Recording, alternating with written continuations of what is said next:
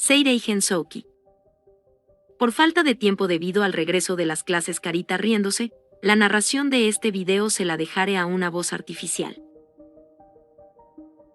Muy buenas a todos y sean bienvenidos a un nuevo video de Seirei Gensouki. En esta ocasión tenemos una situación muy especial. Modificaron mucho la adaptación de los últimos capítulos del anime para resumir la historia, así que haremos lo siguiente: seguiré la línea cronológica de la novela y lo compararé con su anime, terminando con su volumen 4 en este video, para luego ir directo con su volumen 5, advertencia, habrán spoilers, que podrían ser adaptados en un OVA o en una segunda temporada, sabiendo que el anime se centró en adaptar el volumen 5, en sus últimos episodios. Bueno, sin más que decir, soy Anime Sensei 74 y síganme en esta hermosa historia.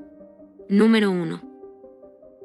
Iniciamos con el capítulo 5, Ryo había descansado pacíficamente, se preparaba para levantarse para ir a hacer el desayuno, cuando de repente...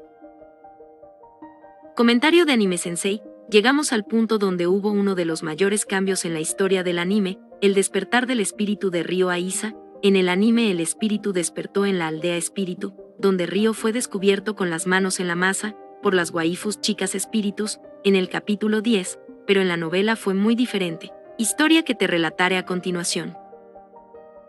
Bueno, retomando, Ryo estaba toqueteando y analizando a la persona que estaba durmiendo junto a él, pensaba que todavía era un sueño, cuando la realidad estaba al lado de su cama y al abrir sus ojos, observó una chica desnuda con piel blanca, buenas medidas y cabello color melocotón. Como la mayoría de protagonistas de anime harem, Ryo se asusta en vez de disfrutar. Ok, no en esta situación, pero este protagonista tiende a actuar de esa manera, en momentos íntimos con mujeres. Retomando la historia, la habitación era insonorizada, pero Ryo dejó la puerta abierta para escuchar lo que sucediera afuera. Por eso Miharu, que estaba haciendo el desayuno, pudo escuchar el grito de macho masculino proveniente de la habitación, la chica al abrir la puerta de la habitación. Observó la escena íntima. Miharu comenzó a llorar sin saber qué poder hacer en esa situación. Ryo cubrió a la chica desnuda con una sábana y trató de decir que era un malentendido, pero todo fue inútil al ser abrazado por la chica semidesnuda. Luego Miharu se disculpó y trató de salir de la habitación con la cara enrojecida, pero en su apuro se estrelló con el marco de la puerta. Ryo quiso perseguir a Miharu, pero antes interrogó a la invitada. Ella explicó que era su espíritu y no tenía nombre. Ryo hizo muchas preguntas, pero la chica no tenía memoria sobre ella, respondiendo sin emoción. Lo único que sabía era que existía por el bien de Haruto. También pidió un nombre por parte de Ryo. Además, la chica sabía todo acerca del muchacho. Antes y después de reencarnar, el espíritu era consciente que no podía compartir su identidad verdadera con Miharu y los niños, calmando un poco la angustia de Ryo. Luego pospusieron para después el nombre del espíritu, ya que el chico quería aclarar la situación con Miharu. Ryo quiso encontrar ropa para la chica, pero ella misma con Odo y Mana tejió su propia ropa. Era algo sorprendente, ya que Ryo no sabía que se podía usar las artes espirituales de esa manera. Además, el espíritu puede hablar todos los idiomas que el chico conoce. Luego Ryo y su espíritu salieron a la cocina. Miharu preparaba el desayuno, con ambiente de incomodidad. Ryo le habló sobre los espíritus a Miharu, refiriéndose a la chica con apariencia humana. Miharu le preguntó su nombre, pero el espíritu le contestó que no tenía. Ryo dio detalles como que ella dormía dentro suyo, que nunca la había visto ni hablado con ella antes, y juró que no le había hecho el sin respeto. Para alivio del Kirito, Miharu se tragó la explicación. Luego hubieron cumplidos por parte de Ryo y su espíritu a Miharu, calmando todo el ambiente. Los niños despertaron, y Ryo explicó sobre su espíritu de forma simple. Aquí se enoja porque Masato se enamora de chicas lindas mayores que él, sin poder ignorar la belleza del espíritu. Antes de iniciar a desayunar, Miharu dijo que era incómodo no llamarla por un nombre. Según el espíritu, cualquier nombre que le diera Ryo estaría bien. Entonces le sugirieron a Ryo que le diera uno en base a su nombre. Ryo decidió llamarla Aisia, que significaba hermosa primavera, teniendo el mismo significado que el nombre de Miharu. Aisia se aferró a su nombre con emoción. Luego Ryo se le ocurrió llevar a todos con la gente espíritu, cuando los japoneses dominaran un poco el idioma, terminando el capítulo 5. Número 2. Iniciamos con el capítulo 6. Después de comer, Ryo se reunió a solas con Aisia afuera. Comentario de Anime Sensei: quiero resaltar la diferencia en este punto anime versus novela. En el anime, Dríade le pregunta sobre su elemento y dominio en las artes espirituales a Aisia, pero en la novela obviamente es Ryo quien a continuación le interroga sobre estos temas. ya que planeaba que el espíritu llevara volando y fuera intérprete de Miharu cuando fueran de compras, al igual que el anime. Aisha comenta que es una usuaria universal como Ryo. Como los usuarios universales son raros y pocos, Ryo mostró un poco de sorpresa en sus ojos. Aisha expresó que podía proteger y estar al lado de Haruto en la batalla. Luego Ryo, para comprobar las habilidades de Aisha, como en el anime, tuvo un combate de entrenamiento, perdiendo Ryo su ingenuidad al ver a Aisha como alguien que debería ser protegida. Aisha atacó a gran velocidad, sus golpes eran demasiado fuertes, su técnica era abrumadora y podía copiar las técnicas de Ryo. Ryo paró el entrenamiento al entender que ni él mismo tendría una pelea fácil frente a su espíritu. Luego del entrenamiento se reunió con el grupo de japoneses. Ryo les mostró la técnica de vuelo para impresionarlos. Después Ryo, Aisha y Miharu se prepararon para partir. Se suponía que Aisha llevaría a Miharu, pero cuando llegó el momento el espíritu había partido primero, así que le tocó a Ryo llevar a Miru al estilo nupcial, mientras Aki y Masato se quedarían a cuidar la casa. Miharu disfrutaba el vuelo hasta llegar a unas llanuras de la ciudad de Amande.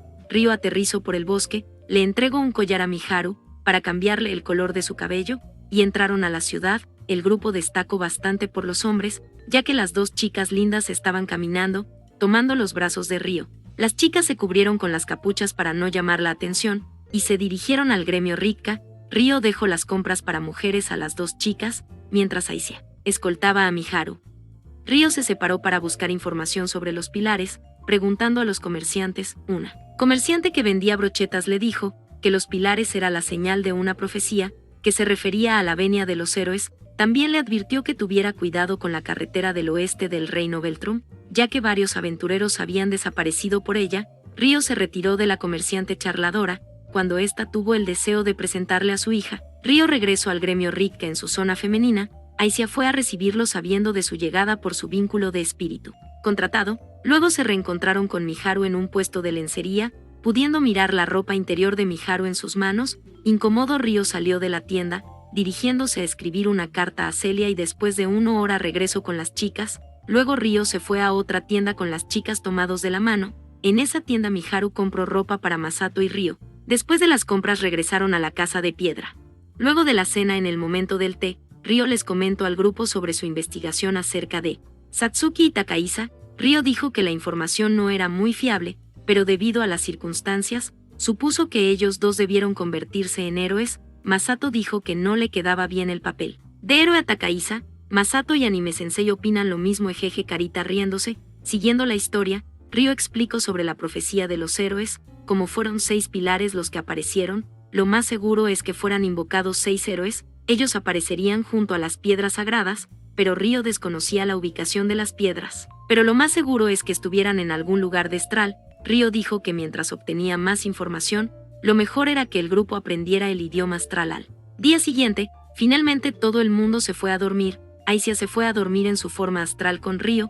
Hubo problemas por parte de Miharu antes, ya que según su moral 2 personas de sexo opuesto no podrían dormir juntos a menos que tuvieran una relación. Aisha era un ser muy inocente, invitando a Miharu para que durmieran junto a Ryo, pero Miharu se negó al decir que tenía a alguien a quien amaba, palabras que le dolieron al Kirito. Bueno, retomando el tema, los espíritus necesitan recargar su poder mágico, y es más fácil hacerlo estando al lado de su contratista. Entonces se decidió que Aisha dormiría en la habitación de Ryo si se encontraba en su forma astral, pero al día siguiente despertó con ella en su forma física, finalizando el capítulo 6. Número 3. Interludio. Se nos presenta al primer héroe, Sakata Hirowaki, para muchos el héroe más detestable de esta novela. Sakata Hirowaki, joven japonés de 19 años, suspendió su ingreso a la universidad, pasando el tiempo jugando videojuegos en su habitación, viendo vídeos, leyendo novelas, teniendo una vida de ocio y vagancia, hasta que fue invocado. Se encontraba en un castillo lleno de soldados armados, estaba con ropa cómoda y su tableta estaba en su mano izquierda. Cuando se dio cuenta, tenía agarrada una espada de estilo europeo. Hirowaki preguntó por la identidad de los caballeros. Luego aparecieron el duque Huguenet y Flora. Flora preguntó si Hirowaki era el héroe, pero cuando mencionaron la palabra héroe, Hirowaki comprendió la situación. Debido a las novelas de fantasía que había leído, Flora era quien llevaba la piedra sagrada. Para confirmar sus sospechas, Hirowaki nombró países de su mundo a Flora, para saber si la chica los conocía. Obviamente, Flora desconocía sus preguntas. Hiroaki se sintió cómodo con la idea del héroe, sin saber si lo era o no. Siguió el papel para obtener más información. La ubicación de este héroe era el territorio que le pertenecía al Marqués Raden, y al ingresar a su residencia, Hiroaki se encontró con los hijos del duque y el marqués, Stewart Huguenet y Alphonse Raden. También los acompañaba Roune Fontaine. Hiroaki pidió que Roune se sentara, siendo una chica del gusto del héroe, sintiéndose mal porque tuviera que estar de pie. Luego Hiroaki pidió detalles a Flora, presionando y acusando a Flora por secuestradora e incapaz por no tener información sobre si podría regresar a su mundo original, actitud que molestó a Stewart. Desde un principio el autor nos está diciendo que este héroe será un personaje más odioso de lo que fue Stewart. Jeje, carita riéndose. Bueno, finalmente el duque Huguenet decidió explicar toda la situación, incluyendo pedir la cooperación de Hiroaki. En este momento de la historia, Miharu y los demás se encontraban vagando por las praderas. Número 4. Comenzamos con el capítulo 7. Miharu y los demás se enfocaban en aprender el idioma astral, estudiaban 9 horas al día y también practicaban su vocabulario en ese tiempo, hasta que había pasado un mes y medio. Después Ryo decidió llevar a los japoneses con la gente espíritu, pero antes tuvo que viajar a la aldea para preguntarles. Dejando la casa de roca en protección de Aicia, Ryo le entregó una piedra espiritual llena, para que su espíritu pudiera recargar su energía, pero Aicia dijo que había establecido un vínculo con Miharu por su enorme poder mágico. Ryo se despidió y se dirigió a la aldea con su cristal de teletransportación. Apareció en un lugar un poco desconocido en la aldea, siendo recibido por Orbia y los guardianes. Luego Ryo se reencontró con Latifa y el resto de las waifus espíritus, para después dirigirse con el Consejo de Ancianos. Ya estando frente al Consejo, Ryo dio a conocer que su espíritu contratado había despertado. También el Consejo de Ancianos se habían dado cuenta de la irregularidad sucedida en la región astral, debido a la gran oleada de mana que provenía de los pilares de luz. Ryo explicó que era un hechizo espacio-tiempo, con el fin de invocar a los 6 héroes de la profecía. Los ancianos estaban sorprendidos por la explicación, conociendo también la historia de los héroes, por los registros que tenían de la guerra divina de hace 1000 años. Sus antepasados participaron apoyando a un espíritu de clase alta, que participaba en la guerra, pero la mayoría de esos guerreros nunca regresaron, incluyendo el espíritu de alto rango. Se decía que los héroes aparecieron en las etapas finales de la guerra. Según los ancianos, los 6 dioses sabios habían aparecido de la nada, equipados con armas divinas. Pero Ryo preguntó del origen del séptimo dios. Entonces los ancianos contestaron que sus antepasados se habían encontrado con un autoproclamado séptimo dios en el principio y final de la guerra divina. El séptimo dios había visitado la aldea al principio de la guerra, pidiendo ayuda al espíritu de clase alta. No se registró su objetivo cuando regresó al final de la guerra, pero en ese entonces ya había sido exiliado de los otros 6. Entonces Ryo preguntó si el séptimo habló sobre los héroes. Los ancianos no sabían ya que no había registros, pero Úrsula preguntó por qué Ryo creía que los héroes eran de otro mundo. Entonces Ryo reveló que estaba cuidando personas de otro mundo, causando sorpresa en la sala. Los ancianos creían que eran héroes, pero Ryo negó dicha afirmación, diciendo que fueron arrastrados con los invocados. Pero los ancianos se preguntaron por qué Ryo podía hablar el idioma de las personas de otro mundo. Ryo dijo que podía comunicarse con ellos, pero no dio muchos detalles, diciendo que se los explicara más adelante. También dio a conocer el nombre de su espíritu, Aicia. Para saber cómo tratar con Aicia, los ancianos aconsejaron llevarla con Dríade. Además pidió permiso para hospedar al grupo de japoneses en la aldea, explicando que su objetivo era encontrar a sus conocidos invocados en ese mundo. También Ryo esperaba que los ancianos que usaban hechizo espacio-tiempo pudieran saber cómo devolver a los japoneses a su mundo. Los ancianos no sabían, pero revisarían sus registros, aunque advirtieron que no tuviera muchas esperanzas con respecto al grupo. Su estancia era aceptada, con la condición de un contrato de confidencialidad, cuando fueran a regresar a Estral. Al final comenzaron los preparativos para recibir a Aicia y el resto. Ryo estuvo presente para dialogar las condiciones y hablar sobre Aicia. Cabe resaltar que los ancianos estaban más interesados en Aicia, por ser un espíritu superior a Dríade. Cuando terminaron sus discusiones ya era de noche. Ryo se quedó en la casa de Úrsula. En su habitación se reunió con Latifa. Latifa preguntó si los invocados eran japoneses y si había revelado su anterior vida japonesa. Ryo asintió afirmando la pregunta. Latifa no le gustaba la idea que otras personas, aparte de ella, supieran que Ryo tenía recuerdos de una vida anterior, pero Ryo la calmó con halagos. También explicó sobre Miharu y Aki, Miharu su antiguo amor y Aki su hermanita. Latifa preguntó si sabían que era amacaba Haruto, pero Ryo negó la afirmación, diciendo que no era el momento adecuado, para no confundirlos debido a su estado mental. Esa era la excusa de Ryo. Latifa no creía del todo su razón. De todas formas, Ryo no le prohibió que Latifa pudiera revelar su secreto, pero Ryo la convenció de mantenerlo diciéndole que quería que su secreto fuera guardado entre ellos dos, una respuesta muy injusta según la niña. Después de 2 días Ryo partió de la aldea, despidiéndose en la plaza, mientras Ryo viajaba a Astral. La gente espíritu se encargaría de los preparativos para recibir a Miharu y el resto. Ryo mimó un poco a Latifa y se marchó. 2 semanas después, Raiz se encontraba en un bosque en las afueras occidentales de Amande, junto a criaturas humanoides. Raiz les ordenó a las criaturas capturar aventureros, pero les dijo que no atacaran a personas más fuertes que ellas. Su objetivo era conseguir cuerpos materiales, terminando el capítulo 7. Número 5.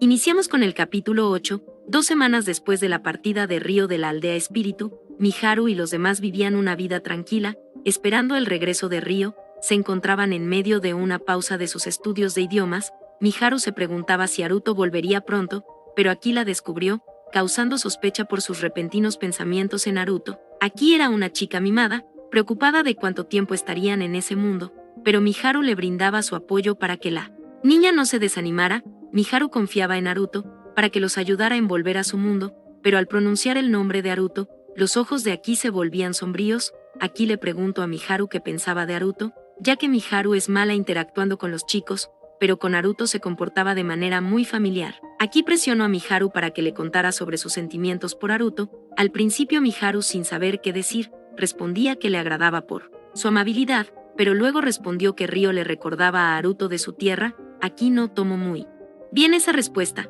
contestando de forma agresiva a Miharu. Miharu se disculpó por mencionar el nombre de su odiado hermano frente a la niña. La niña se calmó y salió de la casa para tomar aire fresco. Afuera Aki reflexionaba, queriendo disculparse por haber tratado mal a Miharu, pero tenía sus sentimientos negativos, impidiendo aclarar su mente. Miharu abrió la puerta para llamar a Aki, pero aparecieron los monstruos humanoides insectos. Miharu instó a Aki a volver a la casa, aunque las criaturas no podían avanzar a la casa, debido a la barrera alrededor de ella. Apareció Aisia de su forma espiritual. La espíritu explicó que eran monstruos, que se sentían atraídos por el poder mágico de la barrera. Entonces Aisia se encargaría de las criaturas, y el resto entró a la casa. Según el espíritu, las criaturas se parecían a los humanos con ojos llenos de locura, dándole una extraña sensación al observarlos, pero Aisia se encargaría de ellos. En ese momento un monstruo se coló dentro de la barrera, dirigiéndose hacia Aki, y Miharu la había protegido con su cuerpo,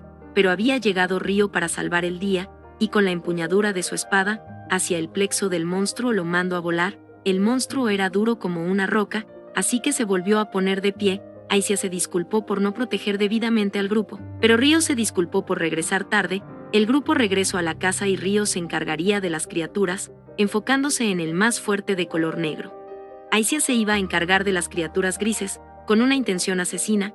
Mientras Ryo apaleaba a la criatura, probaba si podía comunicarse con ella, pero no había respuesta, y para comprobar si era un monstruo, clavó su espada en el corazón de la criatura. La criatura era resistente porque aún luchaba a las puertas de la muerte. Finalmente el monstruo habló. Le pidió a Ryo que por favor lo asesinara. Cuando Ryo lo asesinó, la criatura dejó una joya azul en forma de corazón. Al volver a la casa, Ryo pidió que no se disculparan ya que el acontecimiento era irregular. De todas formas Aki se disculpó llorando con Miharu por todo lo sucedido. Luego Ryo mencionó que se mudarían al día siguiente. A la mañana siguiente el grupo estaba nervioso por conocer a la gente espíritu. Ryo los calmó al decir que eran gente sin malas intenciones, activando el cristal de teletransporte. Llegando a la aldea de la gente espíritu, Aisia sintió la presencia de otros espíritus en la aldea. También sintió el espíritu de Orpia llamado Ariel, quien se acercaba volando hacia el grupo de Ryo. Las chicas de la aldea espíritu se habían dirigido a dar la bienvenida, siendo Latifa la primera en saludar con un abrazo. Una tarde en algún lugar de Astral, Raiz estaba desde las sombras del bosque de Amande, recibiendo los materiales humanos. Se había dado cuenta que un escuadrón no regresó, siendo sorprendido al pensar que fueron derrotados. Sus acciones habían llamado mucho la atención, decidiendo esconderse y vigilar las cosas por un tiempo, mencionando también que había sido invitado a la boda de Charles Arbou con Celia Claire dentro de 2 meses. Reis no podía creer que un imbécil se había enganchado con semejante mujer carita riéndose, pero mientras observaba a los aventureros inconscientes, pensó que su plan tenía que ser retrasado por un tiempo, decidiendo seguir con sus experimentos, con los nuevos materiales, terminando el capítulo 8. Número 6. Epílogo. Esta parte fue muy bien adaptada, pero en la novela fue más intensa. Un día, después de 2 meses que Río y los demás llegaran a la aldea Espíritu, en el reino de Beltrum en su capital Beltrand, Celia leía la carta enviada por Aruto, diciendo que vendría a verla de nuevo. Luego Charles Arbou apareció para acosar a Celia, con cierta lujuria en sus palabras, situación que le disgustaba a Celia, fingiendo vergüenza, hasta que llamaron a Charles, sin antes pavonearse por su duro trabajo en el reino. Cuando el idiota se fue con su subordinado, sostuvo la carta que había escondido antes, apretándola a su pecho, susurró con anhelo el nombre de Río, encontrándose al borde de las lágrimas. Final del volumen 4.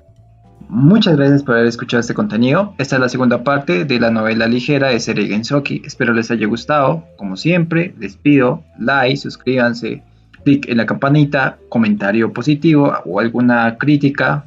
Siempre estoy pendiente de sus sugerencias. Soy AnimeSensei74 y nos vemos en el siguiente video. Bye bye.